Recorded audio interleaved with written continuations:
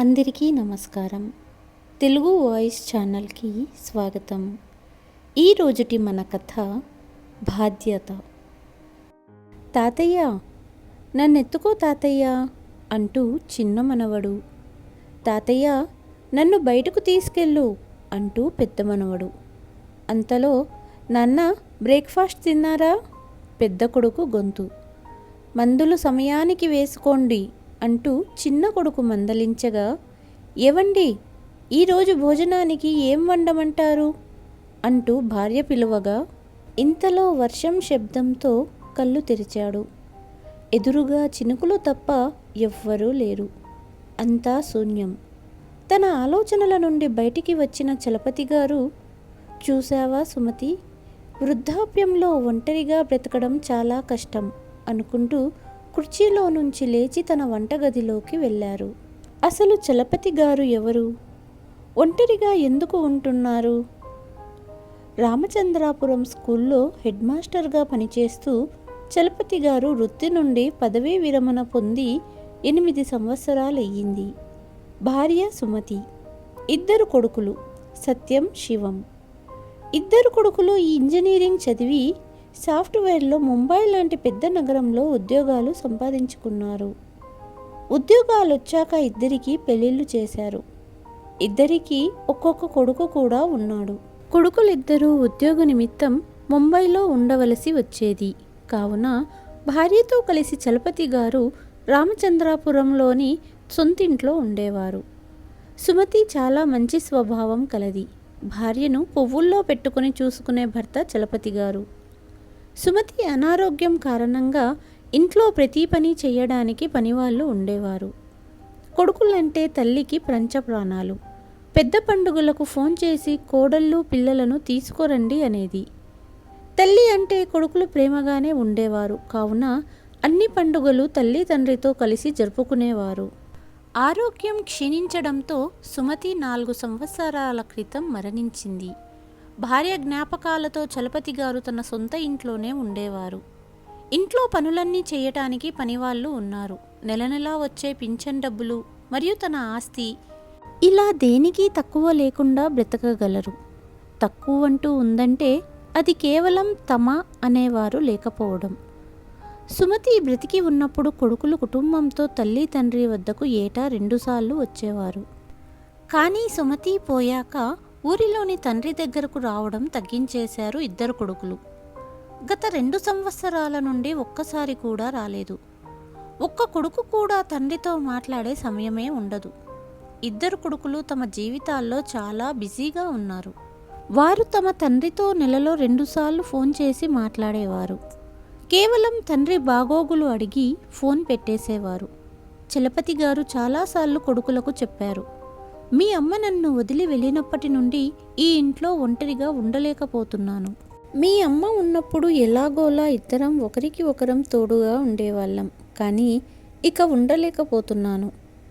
మీ ఇద్దరి దగ్గర ఉంటూ మనవళ్ళతో కాలం గడుపుతూ వృద్ధాప్యంలో జీవించాలనుకుంటున్నాను. కానీ కొడుకులు చలపతి గారి మాటలు పట్టించుకునేవారు కాదు. ఒక చెవితో విని ఇంకో చెవితో వదిలేసేవారు. ఆ రోజు భార్య సుమతి సంవత్సరికం.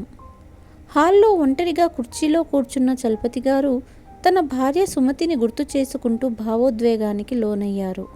ఎందుకంటే 4 సంవత్సరాల క్రితం భార్య సుమతి ఇదే రోజున తనను విడిచి వెళ్ళిపోయింది.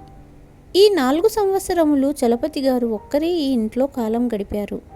ఒక్క కొడుకు కూడా తండ్రిని చూడటానికి రాలేదు. కొడుకులను ఇంత పెద్ద చదువులు చదివించి తప్పు చేశానా అనుకునేవారు చలపతి గారు. తల్లి మరణించినప్పుడు కూడా 15 రోజుల సెలవు తీసుకుని వచ్చారు. ఆ తర్వాత ఇక తండ్రిని ఈ ఇంటిని ఎవ్వరూ పట్టించుకోలేదు. సుమతి, నువ్వు ఈ ఇంట్లో ఉన్నప్పుడు ఇల్లు ఎంత కలగా ఉండేది. పిల్లల చిన్నప్పుడు ఇల్లంతా సందడిగా ఉండేది. కానీ ఇప్పుడు పెద్దవారయ్యారు. వాళ్ళ ఉద్యోగ జీవితాలలో బిజీ అయిపోయారు. ఈ వృద్ధాప్యంలో నువ్వైనా నాకు తోడు ఇవ్వలేదు కదా అంటూ భార్యను గుర్తు చేసుకుంటూ కళ్ళల్లో నీళ్లు తిరిగాయి చలపతి గారికి. ఇక విశ్రాంతి తీసుకునే సమయం కావడంతో తన గదిలోకి వచ్చి మంచం మీద పడుకున్న చలపతి గారు, వృద్ధాప్యంలో ఒంటరిగా గడపలేకపోతున్నాను. నా కొడుకులకు ఎందుకు ఈ విషయం అర్థం కావడం లేదు? కనీసం రోజుకి ఒక్కసారైనా ఫోన్ చేసి మాట్లాడే సమయం లేదా వీళ్ళ దగ్గర అనుకుంటూ ఇద్దరి కొడుకులకు ఫోన్ చేశాడు.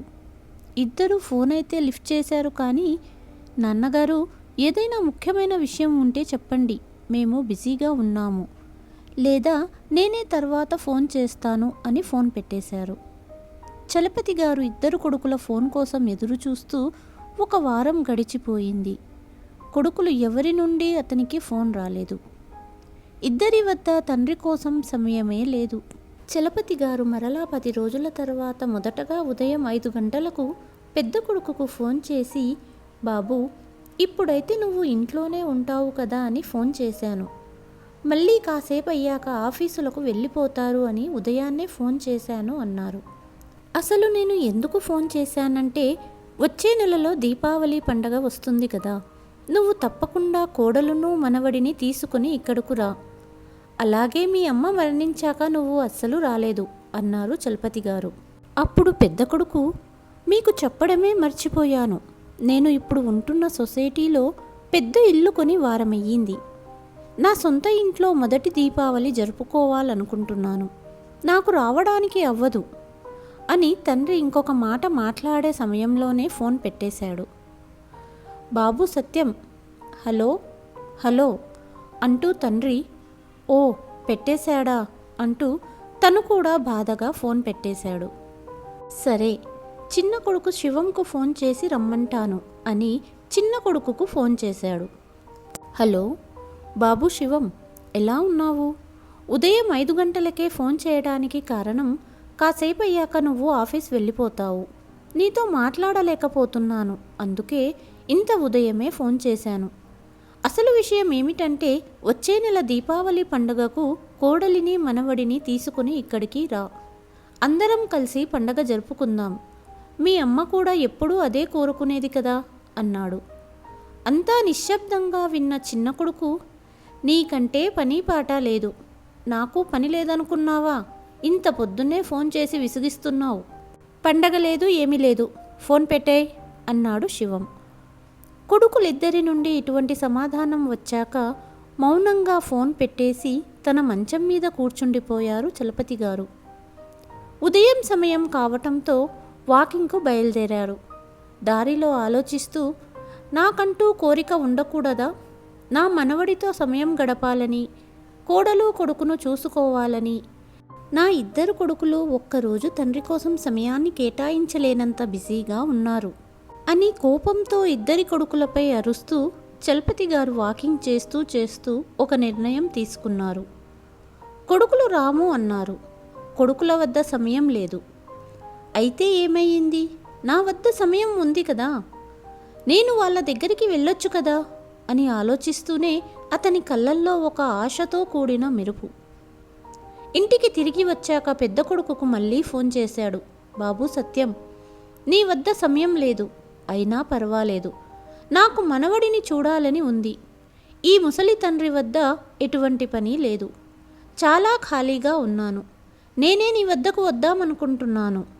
సరే నాన్న, లేట్ ఎందుకు, వచ్చేయ్ నాన్న. కాకపోతే నా కొత్త ఇంట్లో ఇంకా పని జరుగుతుంది, ఇంకా 2 నెలలు పట్టొచ్చు. నీకు సపరేట్ గది లేదు. ఇదే సొసైటీలోని నా పాత ఇల్లు ఖాళీగానే ఉంది, అక్కడ ఉందువు కానీ వచ్చేయ్ నాన్న. అక్కడే నీకు రోజువారీ సరుకులు ఉండటానికి కావలసిన అన్ని ఏర్పాట్లు చేస్తాను. నువ్వు వచ్చేటప్పుడు నీతో పాటు పనివాళ్లను తీసుకుని రా. నీకు మందులు ఇవ్వడానికి, వండటానికి ఇక్కడ ఎవ్వరూ ఖాళీగా లేరు అన్నాడు పెద్ద కొడుకు. పెద్ద కొడుకు చెప్పిన మాటలు విన్న చలపతి గారు ఏమీ మాట్లాడలేక నిలబడిపోయారు. కొడుకు దగ్గరికి వెళ్ళాక కూడా మనవడు, కొడుకు, కోడలు అందరితో కలిసి ఉండనప్పుడు విడిగానే ఉండవలసి వస్తే ఇక వెళ్ళడం ఎందుకు?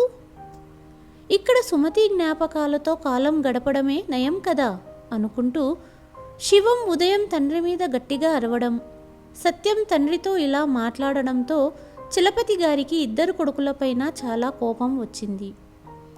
ఈసారి అతని కోపం అంత తొందరగా తగ్గేట్టు లేదు. చలపతి గారు కొడుకులకు ఎలాగైనా బుద్ధి చెప్పాలని, వారి బాధ్యత తెలియచేయాలని నిర్ణయించుకున్నారు. ఇంత పెద్ద చదువులు చదివించి వాళ్ళ కాళ్ళ మీద వాళ్ళను నిలబడేట్టు చేసింది తండ్రిని ఇలా తీసి పారేయడానికేనా? వృద్ధాప్యంలో తండ్రి కొడుకుల వద్దకే కదా చేరాలి. తండ్రిని చూసుకోవటం కొడుకుల బాధ్యత కాదా? ఇలా ఎన్నో ప్రశ్నలు చలపతి గారి చుట్టూ తిరుగుతున్నాయి. తల్లి మరణించాక 4 సంవత్సరాల నుండి ఒక్క కొడుకు నన్ను కలవటానికి రాలేదు. తల్లిదండ్రులు వారి బాధ్యతలను సక్రమంగా నిర్వర్తించి వారిని వృద్ధిలోకి తీసుకువస్తారు. కానీ పిల్లలు వారి బాధ్యతను నిర్వర్తించే సమయంలో మేము బిజీగా ఉన్నాము అని ఒక సాకుతో తల్లిదండ్రిని పట్టించుకోరు. చలపతి గారు పిల్లలకు బుద్ధి చెప్పాలని చేసిన పని ఉభయ గోదావరి జిల్లాలో ప్రతి చోట చర్చనీయాంశమైనది. ఎందుకంటే చలపతి గారు కొడుకులు ఇద్దరి మీద కోర్టులో కేసు వేశారు. ఈ న్యూస్ విన్న ప్రతి ఒక్కరూ ఆశ్చర్యపోయారు. అసలు తండ్రి కొడుకుల మధ్య అంత గొడవలు ఏమి జరిగాయని చలపతి గారు కేసు వేశారు అనుకున్నారు అందరూ. కోర్టుకు హాజరయ్యే రోజు రానే వచ్చింది. ఇద్దరు కొడుకులు తండ్రిని కోర్టు బయట చూసి, ఎంత పని చేశావు నాన్న, ఇద్దరినీ కోర్టుకు లాగావు, మా పరువేమి కావాలి? డబ్బు కావాలంటే అడుగుతే పడేస్తాం కదా అన్నారు. ముగ్గురు జడ్జి ముందు హాజరయ్యారు. ఈ కేసు చదివి జడ్జి గారు కూడా ఆశ్చర్యపోయారు. జడ్జి గారు చలపతి గారిని అడిగారు, మీరు కొడుకుల మీద అసలు ఈ కేసు వేయడానికి కారణం ఏమిటి? అప్పుడు చలపతి గారు, ఈ వృద్ధాప్యంలో కొడుకుల నుండి దక్కవలసిన నెల నెలా డబ్బులు నాకు అందేలా చూడండి అన్నారు చలపతి గారు. అది మీ హక్కు, ఇందులో కోర్టు కేసు వేయవలసిన అవసరం ఏముంది? మీరే వారిని అడగవచ్చు కదా అన్నారు జడ్జి గారు. జడ్జి గారు, నా వద్ద డబ్బుకు కొదువలేదు, కానీ నెల నెలా 10,000 రూపాయలు కొడుకుల నుండి అందేలా చూడండి అన్నారు చలపతి గారు.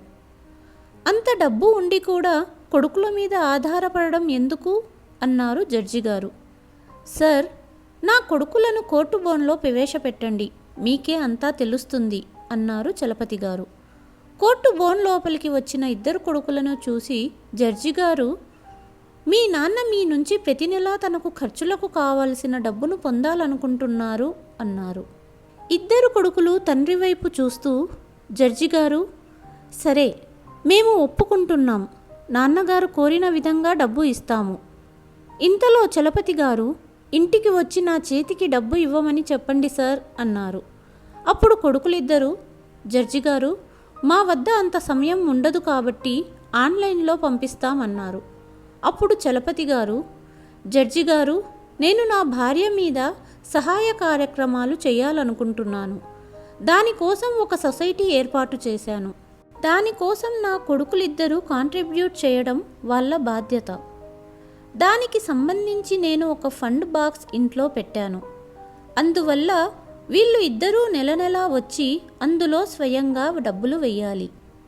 ఇద్దరికీ ప్రతి నెల వీలు కాకపోతే 3 నెలలకొకసారి కుటుంబంతో కలిసి వచ్చి అందులో డబ్బు వెయ్యమని చెప్పండి అన్నారు. మీ తండ్రి గారు చెప్పింది సబబుగానే ఉంది కదా, కనుక మీరు వీలు చేసుకొని మీ బాధ్యతగా వెళ్ళి డబ్బు వెయ్యండి అన్నారు జడ్జి గారు. కేసు అయిపోయిందని అందరూ బయటకు వెళ్ళిపోతుండగా జడ్జి గారు చలపతి గారిని ఆపి, ఏంటయ్యా చలపతి, నాకొక విషయం అర్థం కాలేదు. నీకేమో డబ్బుకు కొదువలేదు, అలాంటిది కేవలం 10,000 రూపాయల కోసం ఎందుకు ఇలా చేశావు అని అడిగాడు. దానికి చలపతి గారు నవ్వుతూ, జడ్జి గారు, ఒక వయసొచ్చాక తల్లి తండ్రి ఏం కోరుకుంటారు? పిల్లలతో కలిసి ఉండాలని. నా కొడుకులిద్దరూ జీవితమనే పయనంలో ఎంతగా బిజీ అయ్యారంటే నా కొడుకుల ముఖాలు చూడటానికి తహతహలాడిన సమయాలున్నాయి. మనవళ్ళతో సమయం గడపడానికి ఎదురు చూశాను, కానీ నా కోరిక తీరలేదు. ఈ విధంగా అయినా ఇద్దరూ కుటుంబాలతో నా ఇంటికి వస్తారని ఆశిస్తున్నాను. అలాగే వాళ్ళ బాధ్యతగా తల్లి కోసం చేపట్టిన సహాయ కార్యక్రమాలలో కొడుకులు పాలు పంచుకుంటారని ఆశిస్తున్నాను అన్నారు చలపతి గారు. వృద్ధాప్య దశలో కొడుకులతో గడపడానికి ఒక తండ్రి పడే ఆరాటం విని జడ్జి గారికి కూడా కళ్ళు చెమర్చాయి. తండ్రి చెప్పింది విన్న కొడుకులిద్దరూ, మమ్మల్ని క్షమించు నాన్న, సంపాదిస్తున్నామనే వ్యామోహంతో అసలు నీ సంగతి పట్టించుకోలేదు. ఇప్పటి నుండి వీలైనప్పుడల్లా నీ వద్దకు వస్తాము. మా బాధ్యతగా అమ్మ కోసం చేపట్టిన కార్యక్రమాలు దగ్గరుండి చూసుకుంటాము అంటూ తండ్రిని హత్తుకున్నారు. బాధ్యతలు మర్చిపోయిన కొడుకులకు తమ బాధ్యతలు తెలిసొచ్చేలా చలపతి గారు చేసిన పనిని మీరు సమర్థిస్తారా? మీ సమాధానం కామెంట్ రూపంలో తెలియచేయండి. ఈ కథ కనుక మీకు నచ్చినట్లయితే please like, share and subscribe to Telugu voice. మరుసటి కథతో మళ్ళీ మీ ముందుకు వస్తాను. అంతవరకు సెలవు.